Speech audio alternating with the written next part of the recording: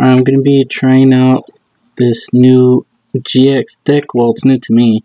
I haven't played in a while. I'm actually trying to get back into it. Let's see. It has Incineroar. It has an Incineroar line, Passimian, and like an orangutan Pokemon is pretty good. It lets you keep 3 cards in your hand. We're going to start off with Litten, and then Torkoal. Torkoal's alright. The burns are pretty good. What you want to do is you want to get energy like every turn. Here I get the timer ball, which is kind of neat.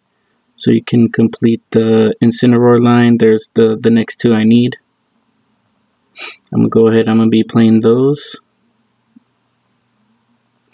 When it comes to evolution, you can evolve, but not on the first turn unless you have a supporter card or it's a Pokemon ability. Okay, that Thunderous, it's going to be a little bit of an issue, but I'm pretty sure I go through and I take it out. There's evolution. Now I'm just getting familiar with the moves here. I don't particularly like moves that discard energy unless you have the special fire energy that lets you get it back. But since this deck does not have that, that's not really an option. That item card, it was a Malasada. That's from the Sun and Moon games. It does provide, it's like a heal, but it acts like a full heal.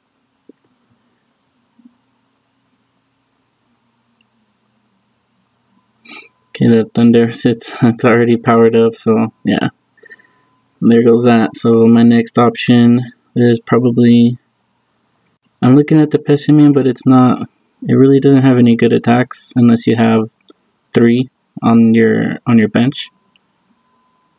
So I go with the Makuhita because it has the type advantage. But that right there, that Sandagast, it evolves into Palisand, which is actually pretty strong against all these electric types.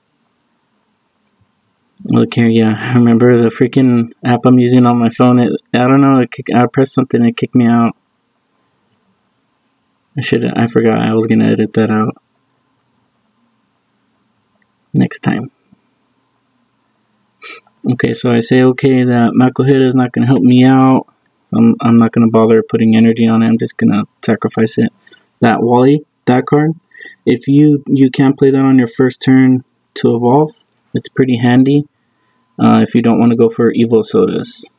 Okay, this red card is going to make me put my hand back in my deck, and I get 4 cards. Actually helps me more than it hurts me. The computer usually makes a lot of mistakes, especially like that. So if you're going against the computer, trying to get your decks up to win, because you need to win with 12 times with your theme deck, go ahead and just stick to the computer, because unless it's really beating you, it usually messes up and it gives you a chance to win. Okay, here I think I go with the Sandagast here, yeah, because it can't use that big attack twice in a row. So that's gonna help me. That one, Arangu, that's the one that keeps your hand with 3 cards at least. So here I'm gonna try to get rid of my cards so I can draw. Right there.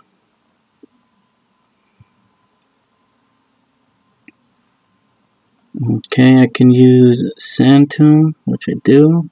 So it gets that weakness, so it does double damage. And then right there, see, I couldn't do its big attack, so now I'm gonna go ahead and finish it off. I have an Ultra Ball. So I'm gonna get rid of both of my Pokemon there, so I can get. I think I go ahead and I search for the Palisand.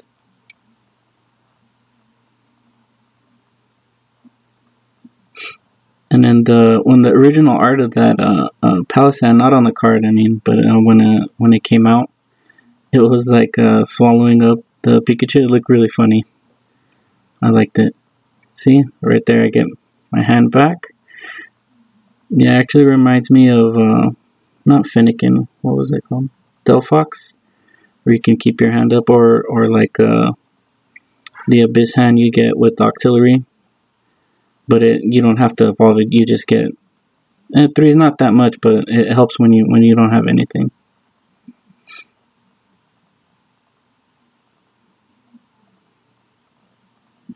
Boom, got knocked out. But that's okay because the Sandagast has an ability where it can get energy from the discard pile.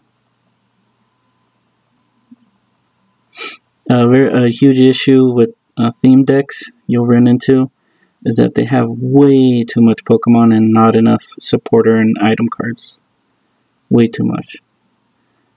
Often I'll have 10 Pokemon in my hand. That's ridiculous. It's good for Ultra Balls, but then that's about it.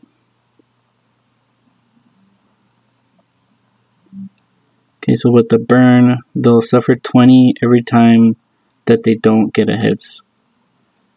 If they get a hits, the burn goes away.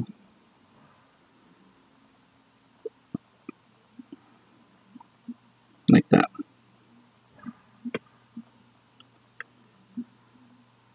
So here, I don't want to evolve to Palisand because then I won't have that attack that gets my energy back. So you just have to think ahead a little bit.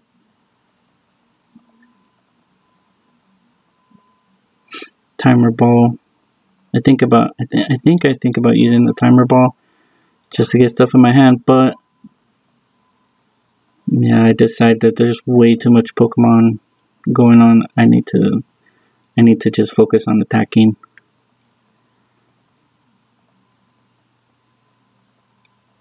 That Incineroar, it's okay. If you want to play the Incineroar GX, you do have to use the evolution line. It's not like how the EX were. They work a little bit different, but you still do get 2 cards when you knock one out. Lately, I've been running into the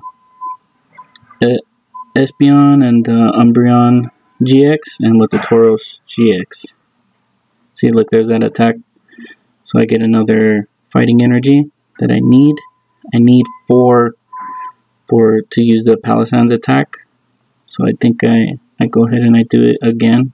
No, I got paralyzed. But it's not a big deal. I think I go ahead and evolve eventually. I think the next turn I do. Because I was just getting tired of getting paralyzed. There I go, thinking about the timer ball again. But it's really not. I don't think it's going to help me.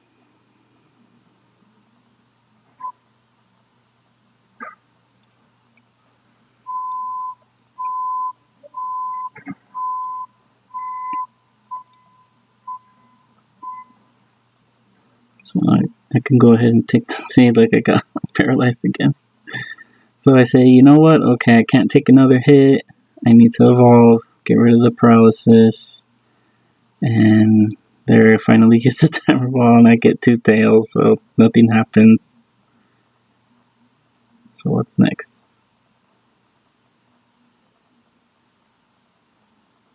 So it does have the little ability to where I take less damage.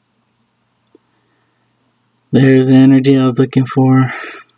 That too, you run into like an energy crisis a lot in these theme decks. It does get frustrating. Like would it kill him to like get rid of a couple of Pokemon and put in like some professor's letters or something? There's Crab Brawler. It doesn't, I'm pretty sure Crab Brawler evolves. It does not have the evolution line of that. And the Roggenrola, it only has up to Boldor. It doesn't have the other one. I think it's like, what's it called? Golem something? I don't know. I don't like Roggenrola, so I don't care. And then the reason it's shielded is because it has that ability. Since it was only 20 attack, nothing got through. So it has that cool little shield effect. And then since it's Zapdos is resistant to fighting, it only does 30 instead of 50. but it doesn't matter because he doesn't get the energy. So I can just go ahead and chip away 30 until like when I'm looking at that Passimian, I'm looking how the team play works. It works okay if you have 3, but 2, that's only 40.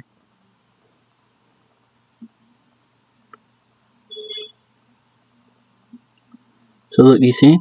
Look how the Pokemon I have. 1, 2, 3. I have 7 in my hand, then 5 on my bench. It's ridiculous.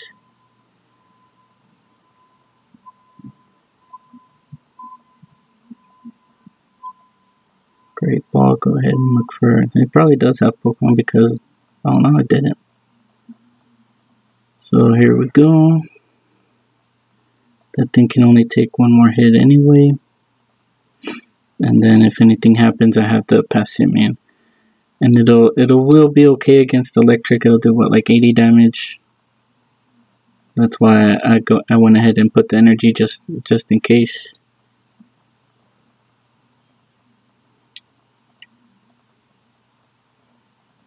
So all of this really doesn't matter. So I'm gonna one-hit kill this Manectric, and that'll be game. So there you go. That was my take on that new GX, the Fire.